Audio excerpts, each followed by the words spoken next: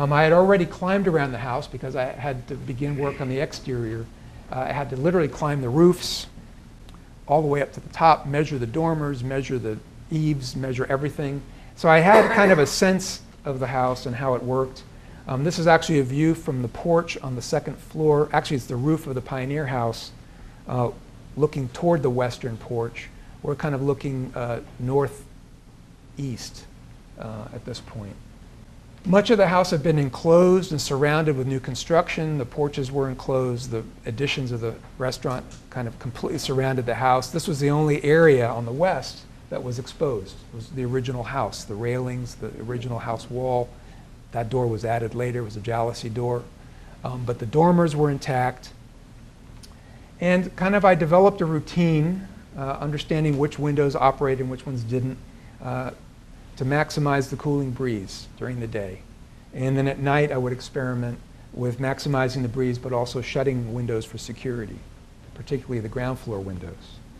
And while I was measuring the dormers, I noticed something about them that I thought was interesting, and you'll see in this photo these cables, these are known as awning windows. These are awning casements. They're awning because they're hinged at the top. And these cables attach to the latch at the bottom, and they run to a pulley and then through the beam, through the header, into the attic. And I thought, well, that was interesting.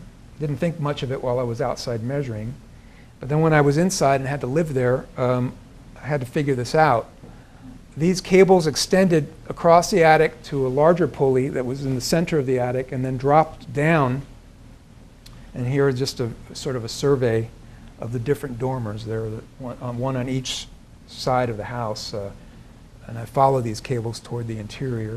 In fact, you can see here it coming through the beam and draping across. And this one had been sort of completely disconnected and balled up on the floor.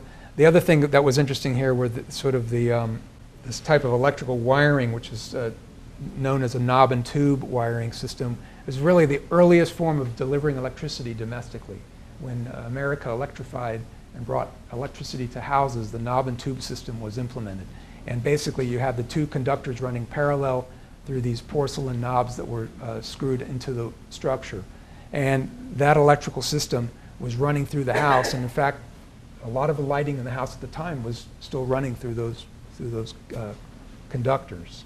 But getting back to the thermal comfort of the house, those pulleys and cables ran from the dormers down an opening at the ceiling of the second floor, down the stairwell to right about that height.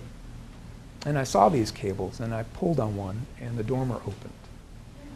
And again, I was trained in modern architecture, and so I was trying to figure this out. And so I began to realize quite quickly that this house was really designed for South Florida. It was designed for a hot, humid climate, and it operated very efficiently.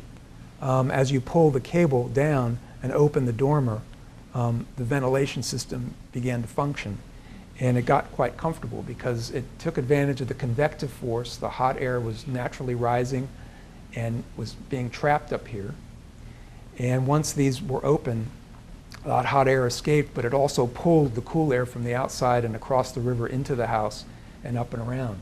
And so figuring that system out was key to my ability to stay there during the summer. And as I measured every door and these interior doors, I began to realize that the system was far more complex than just a simple set of dormers and pulleys. It involved practically every aspect of what's known as the fenestration of the house, the window and door system. The transoms, the doors, when they were open, would contribute to that system. So at night I could shut the door for security but leave the transom open for ventilation. And this lesson was a very interesting one, and the house therefore taught me something beyond what was needed for the house itself. It's something that we can apply today to design our houses again for thermal comfort.